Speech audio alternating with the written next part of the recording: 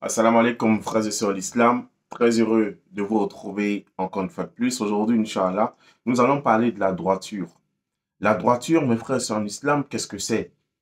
La droiture, c'est de marcher selon les principes et selon les commandements de notre Seigneur. C'est de respecter les limites sacrées d'Allah subhanahu wa ta'ala.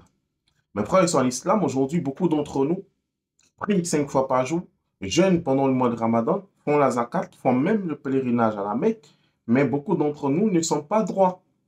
Alors que lorsque nous prions, dans chacune de nos prières, on récite la Fatiha. Et dans la Fatiha, il y a un verset où on invoque Allah de nous guider sur le droit chemin, parce que c'est important.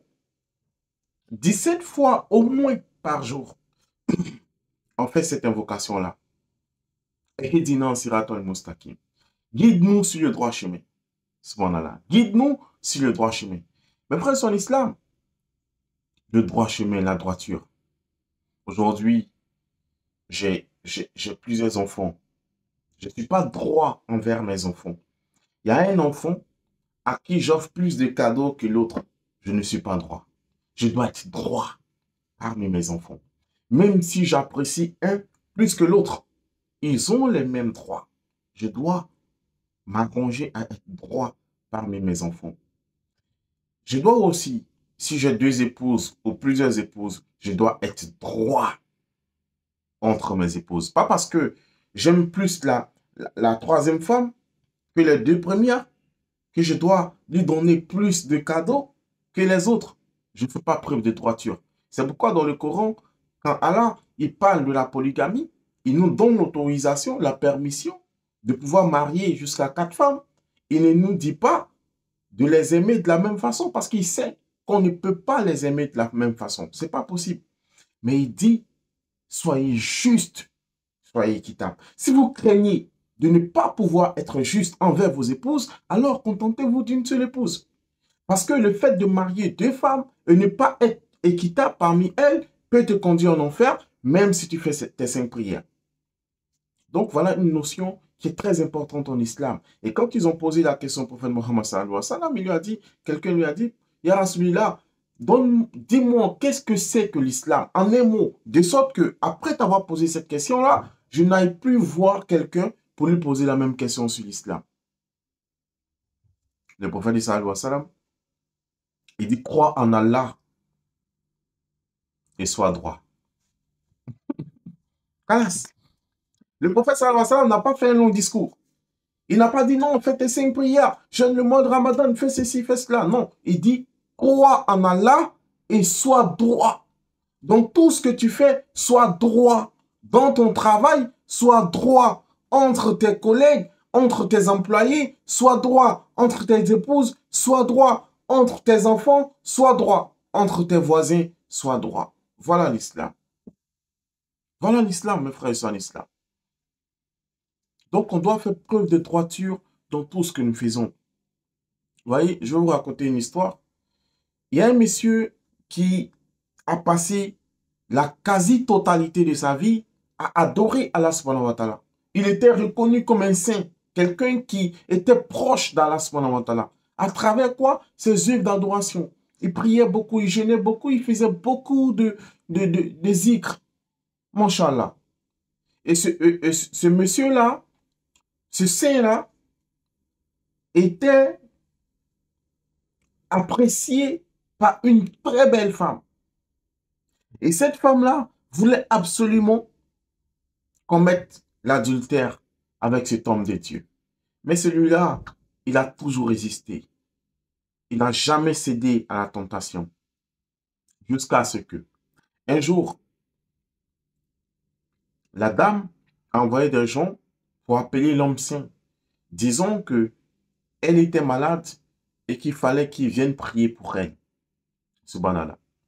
Et le monsieur, il est venu à cause d'Allah. Il est venu avec une bonne intention.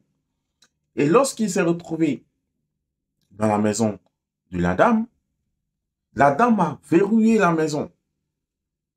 Et ils sont restés deux. Et elle a dit, aujourd'hui, tu vas me faire l'amour.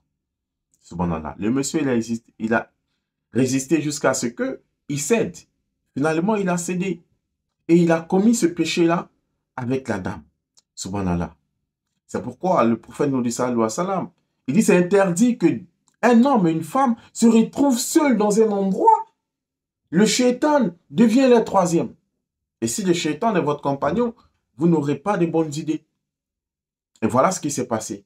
Il a eu des rapports avec cette femme, il a regretté, il a pleuré, quand il est sorti, il pleurait, il partait comme ça, dans le néant, il marchait, il pleurait, il regrettait ce qu'il venait de faire. Parce qu'il s'est rendu compte que toutes ces années d'adoration-là, en 5 minutes de plaisir, il les a effacées. Subhanallah. Et il marche. Il ne sait même pas où il va, mais il marche, il est tellement découragé. Il a honte de lui, il parle seul. Il pleure. Et il arrive quelque part, il trouve des aveugles. Subhanallah. Et ces aveugles-là, ils étaient environ 250 aveugles. Et il y a quelqu'un de bonne volonté qui, chaque jour que Dieu fait, il partage la nourriture, il vient avec la nourriture, il partage à ces aveugles-là. Subhanallah. Et 50 personnes, 50 aveugles. Il partage la nourriture. Et lui, ça a coïncidé, il était là. Donc, ils envoient naturellement 50 plats. Mais comme lui, il est venu les trouver, donc ça faisait 51 personnes. Donc, quand ils ont partagé, lui, il a reçu un. Donc, il y a un aveugle qui n'a pas reçu sa part. Et il parlait à un de ses frères aveugles. Il dit, mais aujourd'hui, là, on ne nous a pas envoyé la nourriture ou quoi. L'autre dit, si, bien sûr, moi, j'ai même reçu mon pain. Il dit, ah, mais aujourd'hui, on m'a oublié, je n'ai pas reçu pour moi. Et l'homme était là, il a pris pitié. Et il a su, lui, il ne sait pas, ça ne lui appartenait pas. Mais il mourait de faim. Il avait tellement faim. Mais il s'est dit, je ne peux pas prendre la nourriture de ce pauvre aveugle. Et il lui a donné le pain. Et l'aveugle a mangé. Et séance tenante là, il n'a pas pu résister à la faim. Et il est décédé. L'ange de la mort a pris son âme. Subhanallah. Et lorsque l'ange de la mort a pris son âme, les anges de l'enfer sont venus pour récupérer son âme. Et ils ont trouvé aussi les anges de la miséricorde qui sont venus. Subhanallah. Et les anges de la miséricorde d'Allah, ils disent, mais vous faites quoi là? Ils disent, non, ce monsieur, il a certes adoré Allah pendant des années, mais il a commis l'adultère. Et il a effacé toutes ses bonnes actions. Subhanallah. Là, déjà, ce qu'on retient, c'est qu'un seul péché et tout peut basculer. Un seul péché, tout peut basculer dans ta vie. Mais les anges de la miséricorde ont dit, ils disent, mais effectivement, mais Allah subhanahu wa ta'ala, qui est le Dieu de la miséricorde, le monsieur aurait pu manger le pain parce qu'il mourait de faim, mais il a remis le pain à l'aveugle. Il a fait preuve de droiture. À cause de ce geste-là, ce n'est pas ses nombreuses prières, ce n'est pas ces jeûnes qui l'ont sauvé. À cause de ce geste de droiture, Allah subhanahu wa ta'ala a demandé à ce que les anges de la miséricorde prennent son âme et qu'il l'introduisent au paradis. Qu'est-ce qu'il a sauvé? La droiture. Soyons droits dans tout ce que nous faisons. Mes frères et sœurs en islam, le paradis, il n'est pas gratuit. Ça demande beaucoup de sacrifices, ça demande beaucoup d'efforts. Il y a quelque chose qui ne t'appartient pas. Lorsque le propriétaire arrive, il n'est pas de mal à lui remettre ce qui lui appartient de droit. Parce que si on ne répare pas ici, c'est sûr que dans l'au-delà, on va le payer cher. C'est pourquoi les musulmans, celui qui atteste qu'il n'y a de Dieu qu'Allah, il doit faire preuve de droiture dans tout ce qu'il fait.